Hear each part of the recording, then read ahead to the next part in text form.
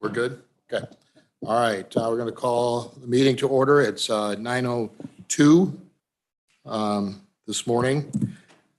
I need to appoint someone to fill a vacancy. Keen Hudson will be taking Reed Acrie's position today. So Keen, thank you for joining us today. Becky, would you like to call roll? Sure. Jack Scrogstad, Here. Dean Friel, Here. Katie White, Ron Gascoigne, Reed Acree, Allie Huss, Here. and Keen Hudson. Present. Thank you. All right, thank you. I don't see we have any public attendees today. Any board members that make any comments that are here? Nope. Okay, good. If anyone has a chance to look at the minutes from September 11th, County Services, if there's any changes, any comments on that quick? No comments, no changes. They will be presented as they stand. Transportation, Dave Anderson, is there anything like you could share with your report? Well, mine is very brief this month. We got all of our project work complete except for that Brooklyn box culvert. So just in the backfill stage, get some sidewalks put in, get it repaved, handrail on, stuff like that. So it's, there's a couple of weeks worth of work there, weather depending. So, and we're going to run up on looks like a couple inches of rain here shortly. So that'll stall it out a little bit, but I know that's probably causing a bit of angst at this point with the ag community there, but we're working on it just as fast as we can to get that back and open. No board action for me. And just as another reminder, the electronics thing will be shutting down the 1st of November. Yeah, first week of November. So that is really all I have. Okay, awesome. And then, of course, you're getting geared up with this cold weather, you're getting geared up for the snow to come, right? Well, yeah, we're ready for that. No, Do we're not quite say ready that yet. four-letter word. Sorry. No, plows and things like that will be going on towards the end of the month. Just I'm not looking just to forward be to ready it. for it. Yep. All right, any questions for Dave on? All right, Assessor's Office, Jennifer. Jennifer, would you like to walk the committee through your report?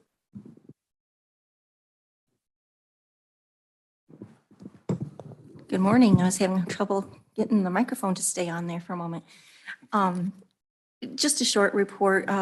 We're working on the quadrennial reassessment, hoping to get published here in the next few weeks. And in my report, you'll see I just wanted to kind of touch on what you're seeing all over the media anyway, that the sales overall are low across the nation. And I just kind of have in my report how they are in our area. I put a chart in there of the last 4 months, May to August sales, how they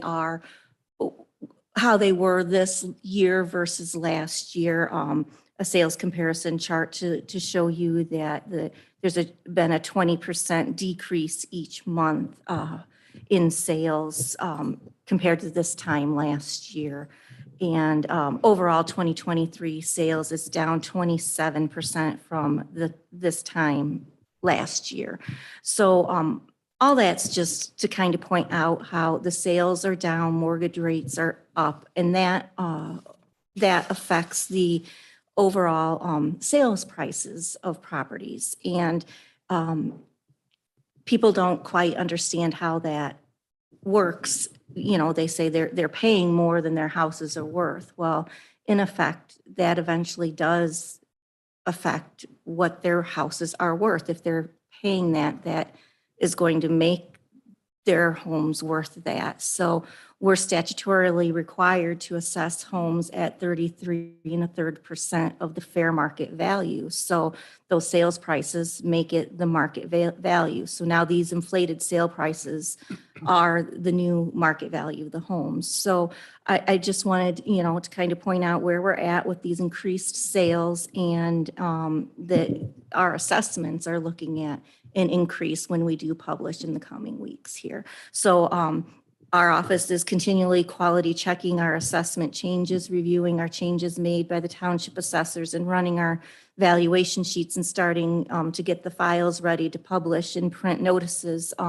in the coming weeks. So, we're doing our checks and balances. But I just kind of wanted to make the board aware that increases are probably going to be happening and a better understanding of what's behind it.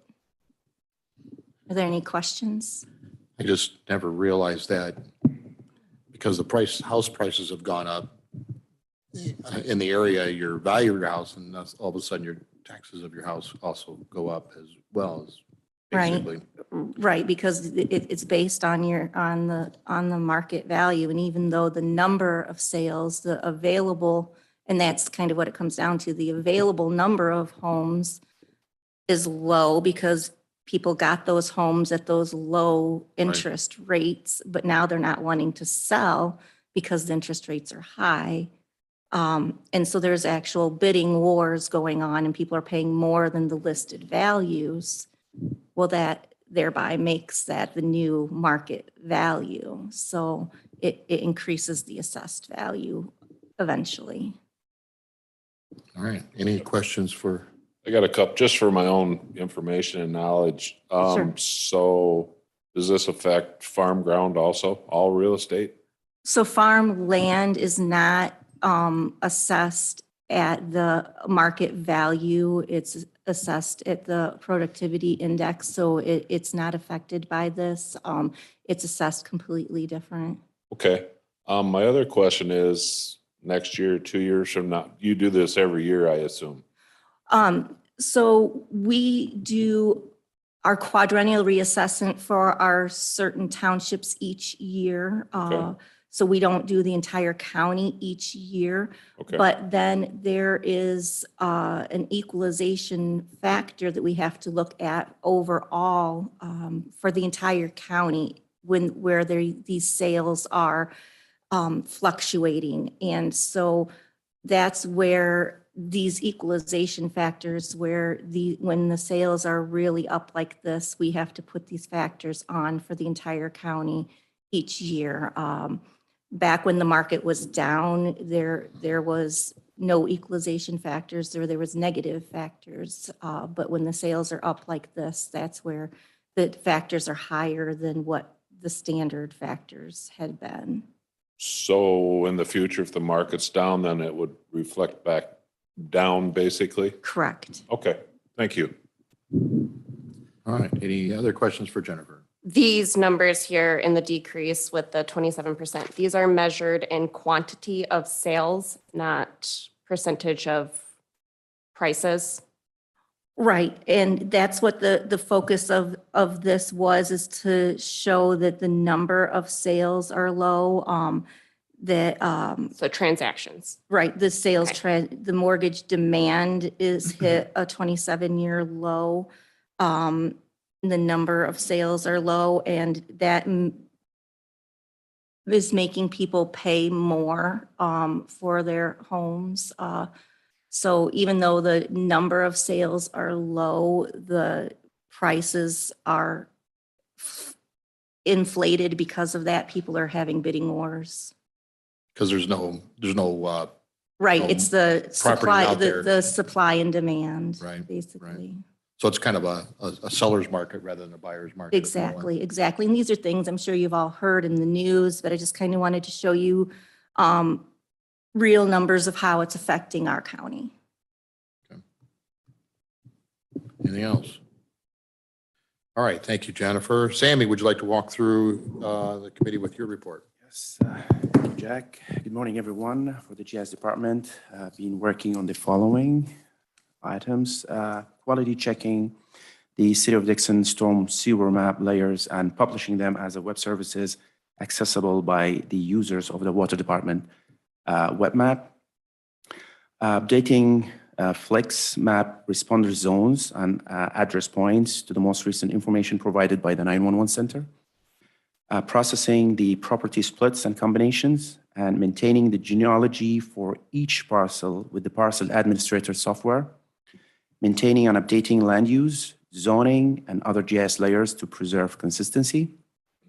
Importing farmland values for the townships to DevNet software using the 2023 farmland certified values. developing and testing the new enterprise GIS system deployment elements, contents, maps, and apps before going live and making them available to the end users. This is all I have. Please let me know if you have any questions. Any questions for Sammy? Thank you. Appreciate your updating all that stuff for. Thank you. Yep. Okay, thank you. County Board, Wendy, do you have anything you'd like to share with the committee board?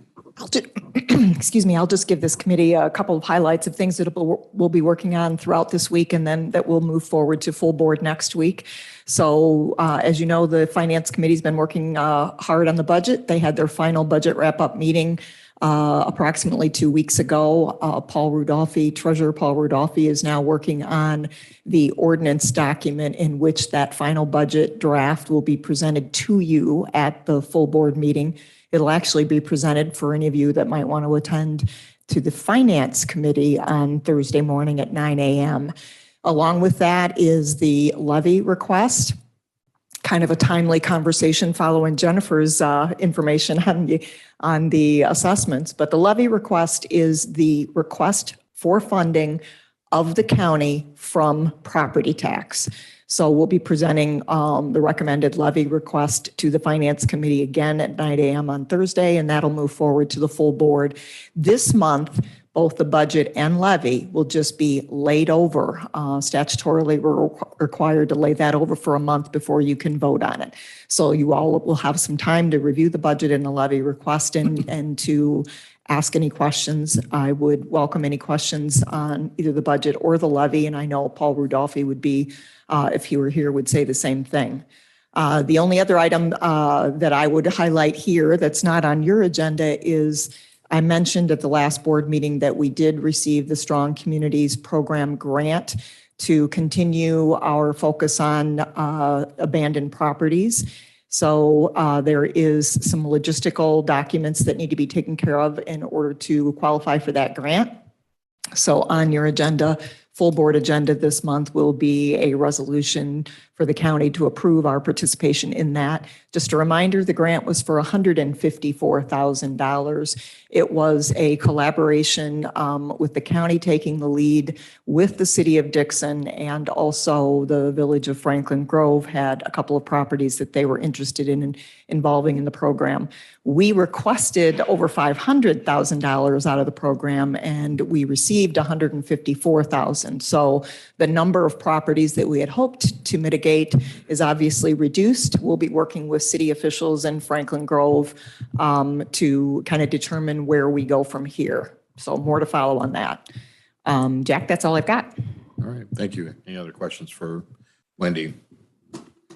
All right, County Clerk and Recorder Nancy Peterson, would you like to share your report with the committee? Sure. Good morning. Morning. My report also is very small this month. I'll just go over a couple of highlights that I have. Open enrollment for insurance. You want to pass that on to your employees. An email will be going out. That's going to be November 6th to the 15th, this open enrollment. You will see Penny in my office on the second floor.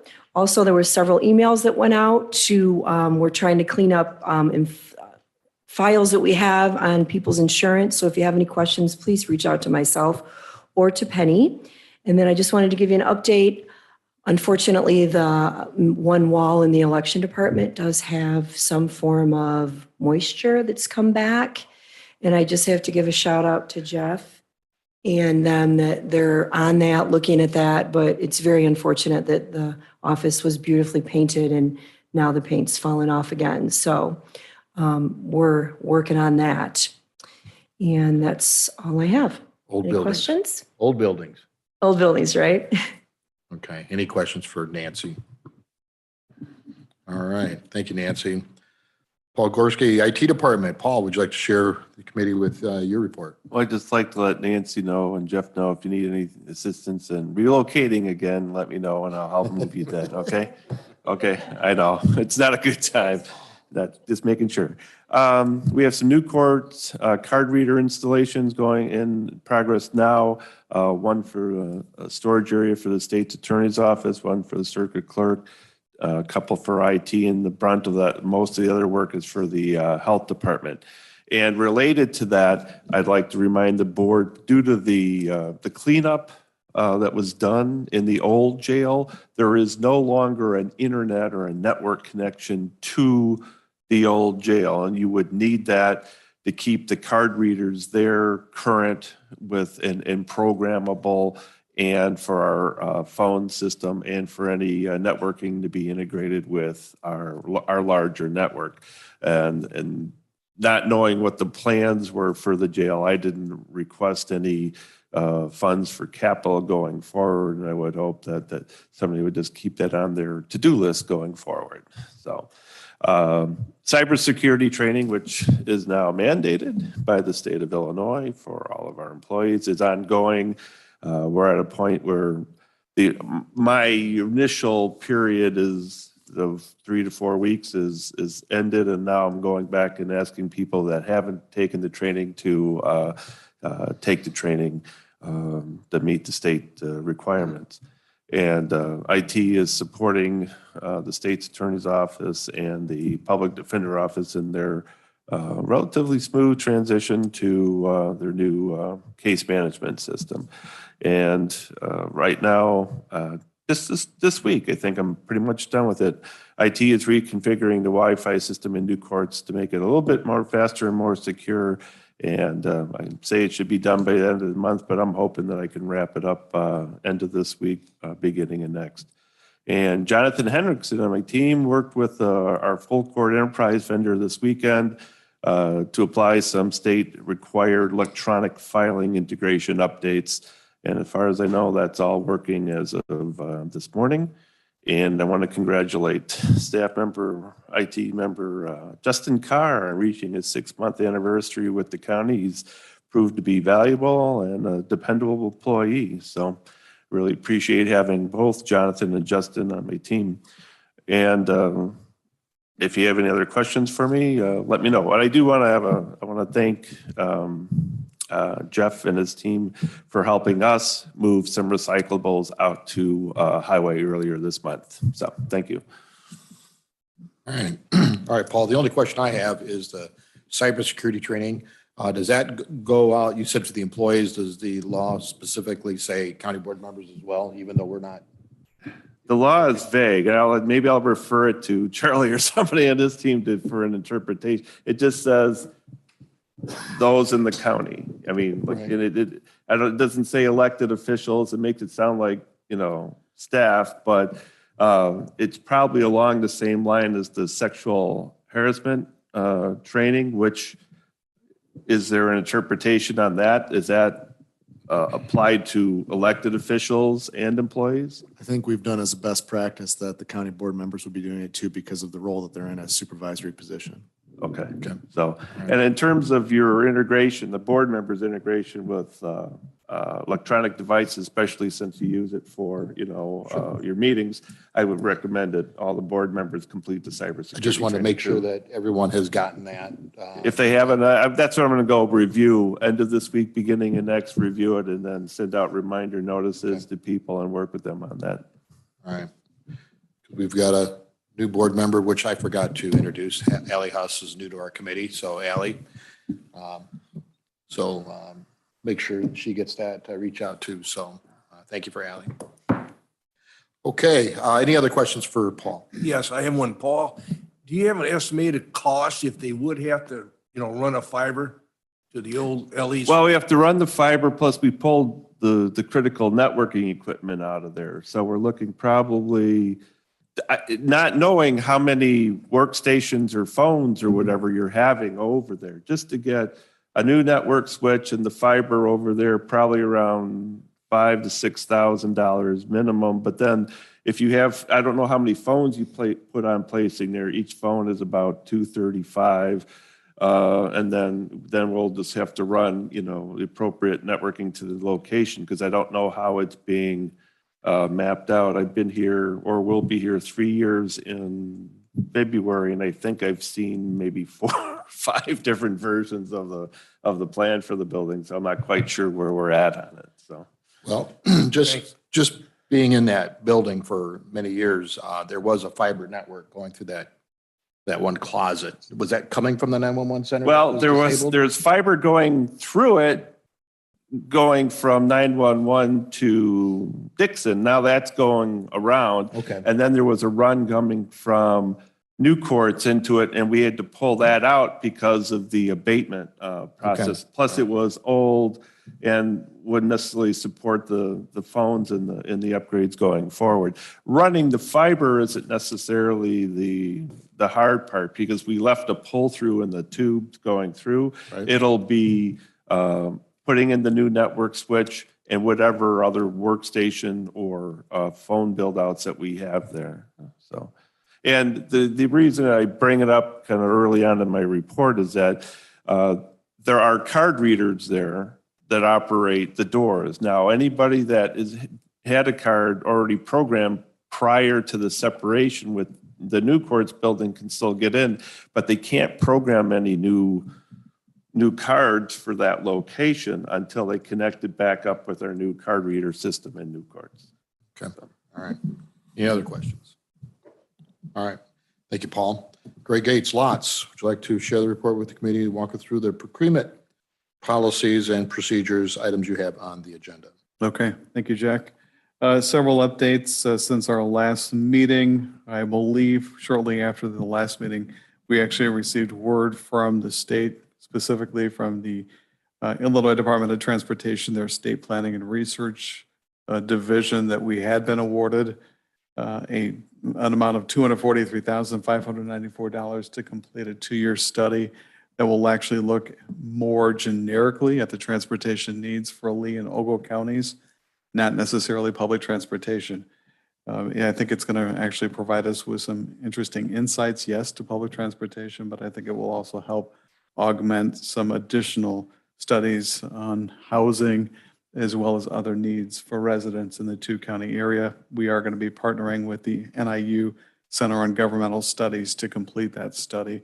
Hope to get that up and running within the next 3 to 5 months. I'll jump down on my report to 2 that have been long in the wait in terms of just starting, and those are 2 feasibility studies that will look specifically at the creation of fixed routes for Rochelle as well as here in Dixon. Both of those have now gone through the pre-award concurrence with IDOT. So we are now in the process of executing a contract with RLS and Associates, who were chosen among a pool of candidates for actually doing those 2 feasibility studies. We're hoping to have those both completed within 6 to 9 months. So I'm hoping that by next summer, we'll have some tangible outcomes from both of those feasibility studies. An update from Winnebago County Services. The Winnebago County Board has now approved a resolution for the start of public transportation services in rural Winnebago, which is basically the western portion. We were approached last spring about whether or not we would have interest in assisting with the provision of those services in rural Winnebago. And we are now in the process of talking to the county board up there about developing some type of intergovernmental agreement for the provision of those services, which would not start at the earliest until July 1st of next year of 2024. In terms of the development of the Reagan Mass Transit District, I just received word from IDOT that most likely we will have the definitive agreement for the county boards to consider in November. And those not familiar with the definitive agreement, that's the transition of the assets from Lee County into the RMTD. And as it says in my report, both state's attorneys for Lee and Ogle counties have already reviewed and given consent to the content.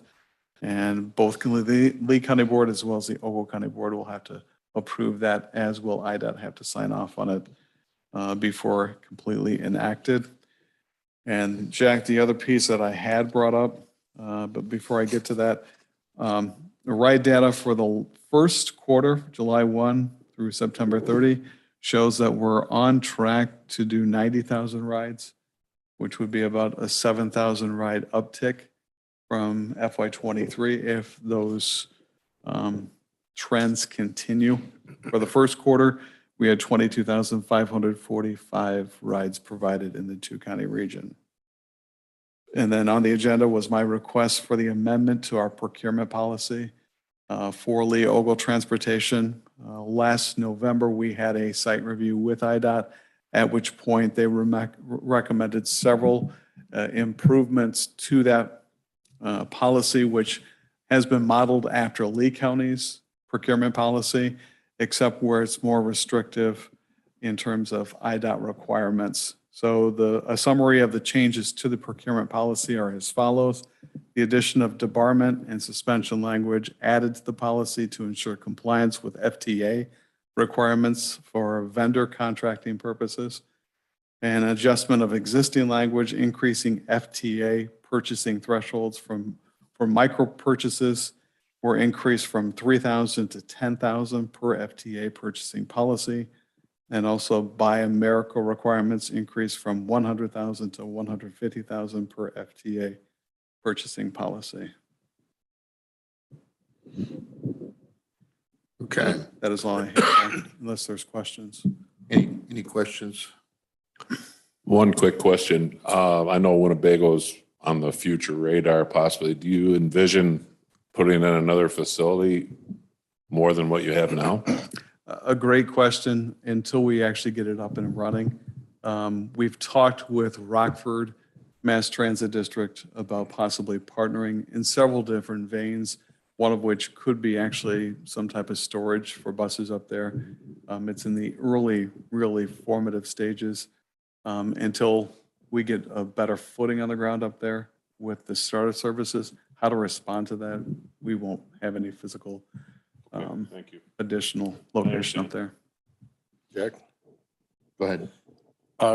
Greg, with your comments about November for the paperwork from the state, Yeah. does that still look like by July 1st, we'll separate and our MTDA will be on their own? Yes. We're still in line with it. Okay. Yes. Thank you. Okay, all right. Well, is there a motion to move the procurement policy for lots to the executive committee for inclusion on the full county board agenda? First by Dean Road. Second. Keen Hudson seconds it. Is there any discussion on this? Any discussion? No discussion. All those in favor, signify by saying aye. Aye. Aye. All opposed? Motion passed. Okay. All right, next on the agenda is ROE. Chris is not here. Chris is not. We are blessed by somebody else to handle that. So if you could introduce yourself and then go ahead with your report, not Chris's report, your report. Thank you. My name's Angie Garza. I am the Director of Professional Learning and Educational Services at the office. So pleased to be here with you this morning to just highlight some of the items that we included in this month's report. So notable highlights, I know we always submit a robust report. And so here are some things that are some celebrations that have happened that really have impacted not only educators, but also children and families in our 3-county area. On September 29th at Sauk Valley Community College, we held our 2nd annual Elevating Special Educators Summit. We have a grant through the Illinois State Board of Education to support special educators in our area, which we know that this is a rather large shortage area. We had 160 educators in attendance that day with really positive feedback on that and presenters from all over the state. We have a traveling exhibit. So there's a picture, you might have seen pictures in past reports, and there was a snapshot of the flyer. The traveling exhibit is called Blockfest. It's about $13,000 worth of blocks. And the intent with this particular activity is to support families in engaging between parents and children. So we have strategically scheduled major Blockfest events in each of our 3 counties over the year. So we were in Whiteside at Prophetstown at the end of September.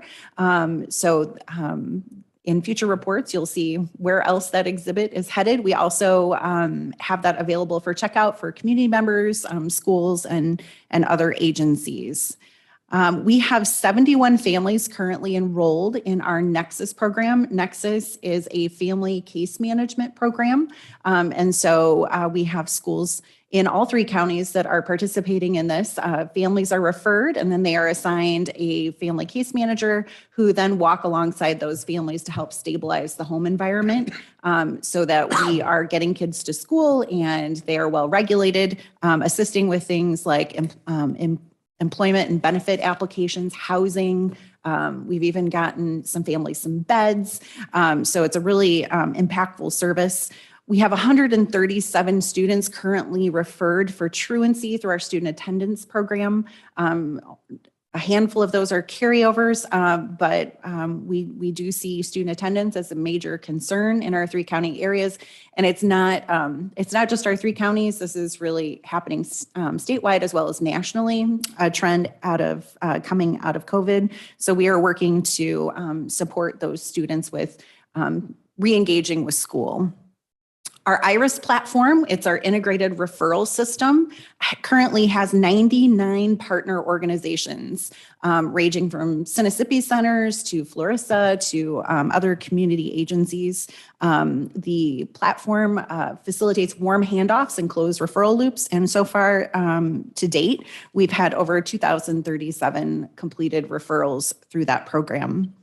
Our Parents as Teachers program, which works with children 0 to 3, is almost full. They're at capacity. And in that program, we have Parents as Teacher workers who go in and do home visits and work with children and families.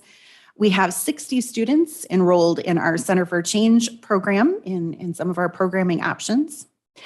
We are currently working with Birth to 5 Illinois. We have over 8,000 students under the age of 5 in our 3 county area. Only about 2,000 of those are in some kind of publicly funded program. And so what we're finding in our area, especially since it is so rural, we have a huge what we call slot gap. So there are more children than slots available for not only preschool, but also for daycare and childcare, which really is a huge economic impact to our area because we are really trying to fill some of those open jobs in the area. And families are finding that they can't return to work because they don't have the childcare.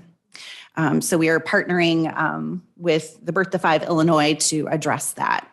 Up and coming, we have our 2nd annual Pathway Playground.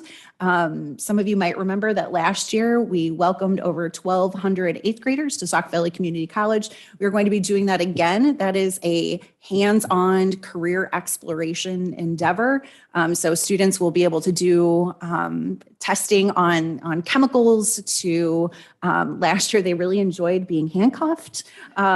So lots of different experiences that children can have in each of the career clusters so they can start thinking when they grow up. So that will be October 20th if anyone is free. It's really quite a sight to see all of those children coming through and engaging with our community businesses and organizations. And then we also have a brand new for this year, we have a youth leadership summit for our 3 county areas. This will be for freshman students. It will be held on March 15th. Dr. actually was at an adult leadership summit last spring. We were so inspired, so we've invited him back. That will be at the McCormick Center in Rock Falls, and so we'll be working with students on leadership development for the day, and that is paired with our annual Social Emotional Learning Summit, which will be March 14th at Sauk Valley Community College. And finally, I would share that because of all the work that we've done with collective impact in our communities and with stakeholders in the 3 counties, we were able to apply for, through the Illinois Department of Health and Human Services, a grant to support trauma education, not only for educators, but for other healthcare providers and community members in the 3 county areas. And then we also recognize that middle school is a huge service area that we're missing out on. So we did apply for an after-school program grant through the Illinois State Board of Education to serve middle school students. So those are some of the things that are happening in our neck of the woods. You guys got always got a lot going on. We do. You got a question for her? It sounds amazing what you guys are Well, doing. thank you. Quick question though, on your teachers or educators that were at Sauk on the end of the month? Yes, yes. Did that include private and public and parochial schools as well? Yes, that is Awesome. open to everyone, even pre-service educators. We had a few pre-service educators who were with us. So absolutely. Yes, yes. That's great. All right. Any other questions? All right. Well, thank you for sharing all that information with us today. It's always a pleasure seeing what we're doing for our children in our area. Okay. Veterans Assistance, Jim is not here. Zoning and Planning, I don't see anybody here for zoning and planning right at this moment. But I do, as I'm looking at the action items for planning, there's one petition going to the Zoning Board of Appeals, one petition. And I believe that's petition 23P 1618. Petitioner's First Bank, PPN 0517083002, 016 and 0517083002 and 015. So variance for reduction in front property setback on Brooklyn Township. Is there a motion to move petition 23P 1618 to the Executive Committee for inclusion on the full county board agenda? Gene Friel first, seconded by Keen Hudson. Any questions on this? We don't have anyone to ask the questions on. Yes, I was going to ask it. Is there anything, well, you probably don't know. Is there anything drastic that, I mean, I understand the setback variance or whatever. I mean, it's going to line up with the existing buildings that are there, the way I read it. Is that? That's what I understand as well, although yes, you're correct. I don't really know anything about anything on this one. I did just step over though to, and Alice is out of the office and Dee is on the phone. So I did let her know that you were about to do this. So if she gets off the phone, she may pop over and be able to address any questions. It may not be in a timely enough manner for your motion though. Can we move down? Can we move farther down? Yeah. And then come back to this, or is that unheard Yeah, of? I think we'll kind of do that. So let's just, let's put it on hold. Charlie, do we need to put it on hold, or what's the procedure to put a motion on hold? Did you make a motion already? Yeah, we did. Okay. You can just delay the vote for now. All Come right. back to it. All right, well, we just hold off on that then. All right. Keep it on the table. Unfinished business, okay, nothing else. We have no unfinished business, new business. And this is, kind of sent an email out to everybody about the standing committees that are coming up. I thought maybe we could talk about it. Just give anybody's input on what their thoughts are for the new year. Wendy put together some statistics on county services, how long each county services has been with an average, how many action items, all the different the committees that we have. And that's kind of the statistics that we have. And then, of course, then we're looking at the board committees, what we have right now. And I just wanted to throw out there, if anyone had any ideas, if they wanted to change anything, anybody got any suggestions? Anyone take a look at that? Hey, Jack, can I just give a little history? So for our newer board members. Sure. So about a year ago, we went through a process that resulted in the committee structure we have right now. And at that time, there was a lot of different opinions on what was our most effective committees, what should be the standing committees, what should their purpose be. We resolved ourselves to where we're at right now today, but with the understanding that we would review this over the coming year, which is why I put together those statistics. So now we're at that point of review. Did the committees that we created make sense? Are they effective committees, or is there a need to tweak this? So that's kind of the stage and where we're at and why that information was gathered. I'll turn it back to you, Jack. Okay. All right. And I personally happen to serve on county services and the county facilities and maintenance. And I know our county services we run, we're at 40 minutes now, 41 minutes or so now. in this particular committee. But when I go to the county facilities and maintenance, sometimes it's like 10 minutes, 15 minutes. Dean, you had a record meeting the other day. And, it's kind of like, you show up and, you're only there for 10 minutes. So I know Tom has a lot going on in that particular, and Jeff, you're here today too.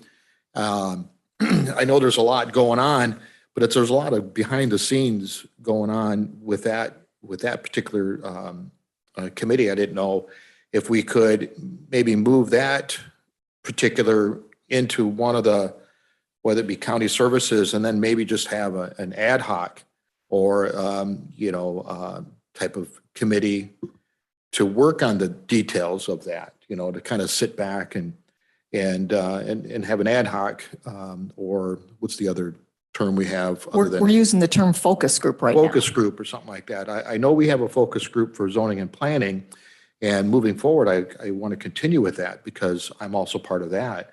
And we're looking at doing some changes in the zoning world. And rather than tying up a whole committee making those changes, I thought, a focus group could probably could work out those details. Same thing with the county facilities and maintenance, and just kind of throw that in there, and just because we're looking at this committee, and I had to pull a member here because I just couldn't get a quorum. And you need to start, asking these board members to show up, and they've got jobs, they've got other things going on, and we're just not getting enough people to cover these committees. If we can just maybe combine a couple of these, I think it would be a good idea. So, my suggestion is to maybe move a county facilities either to a county services. I don't think it would fit in the public safety committee, and maybe just have a focus group or an ad hoc to work with Jeff and his group there. Now, of course, I'm not getting the opinion of the chairman of that particular committee, but this is just something that we could throw at the executive, and then we could hash it out then. But that's kind of like what my suggestion would be. Again, this is just an open discussion. I was sitting there and I thought, why don't we just put everything together? And that would put us at an hour and a half if we was to throw all three of us in there. Claims and finance, I think they need to be separate. They're their own entity themselves. So anyway, I'm just throwing it out there if there's any comments. Any one way or another? So I'm just going to throw out a few things. Appreciate it. I feel like I'm the only one talking, so please, thank you. No. I had the record for the short meeting. I mean, like you said, there's a lot of things coming down the pike that are, at one time we had scheduled 2 meetings a month, and we haven't been because things haven't progressed like we wanted them to. So, I'm not totally against combining the two. I understand what you're saying. Personally, you and I you're not going to gain any more committee members because we're already on one of the committees now. So you're just but I see what you're saying as far as getting enough members for a quorum. That's been kind of an issue. I'm not totally against it. And how long is that going to make your county services meeting? Is that going to add another 15 or 20 minutes to? Well, one of the things I noticed too, back when I started a couple years back, we were doing claims, and it just seemed like claims took up, literally 75% of our time. And then we zipped through the reports. Well, now that we're asking some of the department heads to provide a written report, it gives that county board member time to look at that. If they're doing the homework, they're looking at the report prior to the meeting, they can develop their questions on that report ahead of time rather than trying to, So I think providing those reports ahead of time and in a written form and then plus the public has an opportunity to read those rather than having to listen to the whole YouTube video of what's going on or sitting here, they can actually look at what's going on in the county and reading it. I think it might just I think it's helped speed up the process of these committees and become more, transparent of what's going on. So I don't think it's going to having the county facilities and maintenance on the county services or the public safety is going to add any more time. Again, with that ad hoc committee, if they're working on, that wall on the side there, they can come in, hey, we've got this bid going on and we're working on this and we can approve that and be done. And the focus group has worked on that ahead of time and whatnot. But anyway, that was just my suggestion moving forward, or we can just continue to leave it the same and go from there. And I just wanted to, like Wendy said, this is the time to make any kind of changes. And this is the committee, not necessarily to make those changes, but maybe to at least suggest it to the executive committee. So that's all my thought process there. So Jack, if I might add a couple of things. Initially, we had thought facilities and maintenance under public safety because there's the component of the sheriff, kind of having oversight, certainly with regard to the courts building, jail, et cetera. And so that kind of was what we were thinking a year ago as a possibility. And if you look at public safety and facilities, the number of action items throughout the course of the year so far, public safety had 9 action items, facilities had 8, whereas county services had 24. So I don't know if you, because as you said, Jack, one of the options is to just roll everything under one single county services committee. That's also out there as a discussion point. But if that you think is going too far, then, and you want to keep, the 2 committees, then maybe it makes more sense to have facilities and maintenance under public safety and add a little bit more to their robustness to their agenda and the business that they do. Something to think about. Yep. And again, that's just some suggestions. Again, I can bring it up in the executive committee on this coming Thursday and throw different ideas out there, but I was just hoping that we could have an agreement here, but I guess it doesn't necessarily need to have a recommendation because it's all over the place on what you can do. But I just thought maybe we might have some ideas. Quick comment, question. Yep. How do you feel the focus groups are working out? The tourism focus group, because I got Tom in the room here, the back here, has been fantastic, right, Tom? So seriously, I think, what it does take though for the focus groups is it does take an active and engaged, not only staff member, but on the board side. Because I'm also looking at Mike Copine sitting next to Tom back there. And we started off with a lot of excitement on the abandoned property and we haven't met recently. And I take that upon myself, not Mike. So it does take a focus for the focus groups to be, advantageous. As you all know, I'm not going to be here next year. So this is really your decision to make. The only thing that I would say to you from an administrative standpoint is it pains me to have meetings where you're not spending much more than 10, 15 minutes, or you only have 1 or 2 action items, because I want you to keep in mind that for 5 members showing up at the current per diem plus mileage, we're spending $400 to $500 per meeting. And for a 10-minute meeting or a 15-minute meeting, that's difficult for me in this role to take. So I would encourage you to do something. What that structure looks like is entirely up to you, but I would say we haven't quite hit the mark yet with regard to committee structure, and I would encourage you to keep working at it. The only other thing I'll put on the table is that next month, Becky and I will be looking to you for we will be creating like the committee meeting dates and the structure of the meeting dates for the following year for your consideration. So we do need to move forward with some sort of action if you want to take action this month so that next month I can put before you the revised board rules where these standing committees are identified. And then we can also put forward to you the proposed dates and meeting times for the following year. So time is sort of the essence.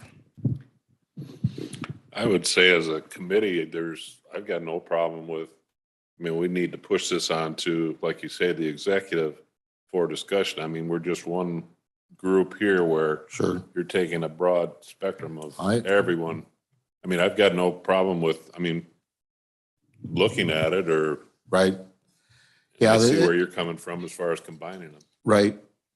Well, again, we'll just have to, I'm just going to have to ask Chairman if we can add this discussion on the agenda for.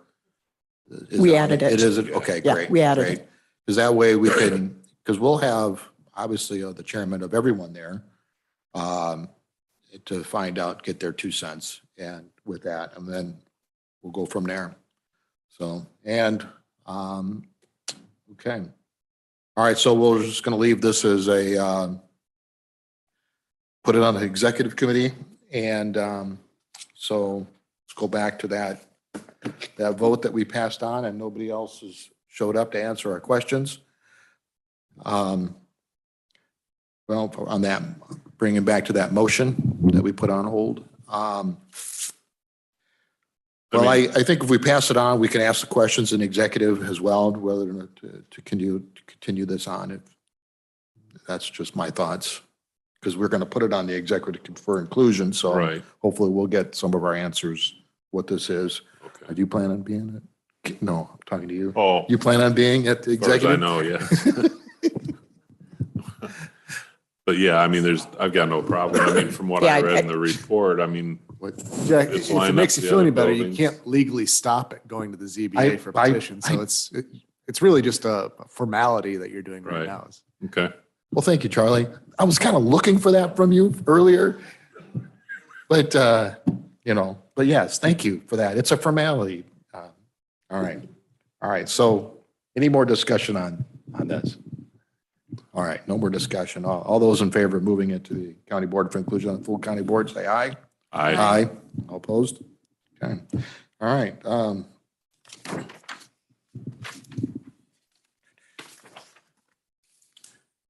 Do we have a motion for adjournment? so move. King, Dean? Key? Ally seconded? All right, Ally seconded. All those in favor of adjourning, signify by saying aye.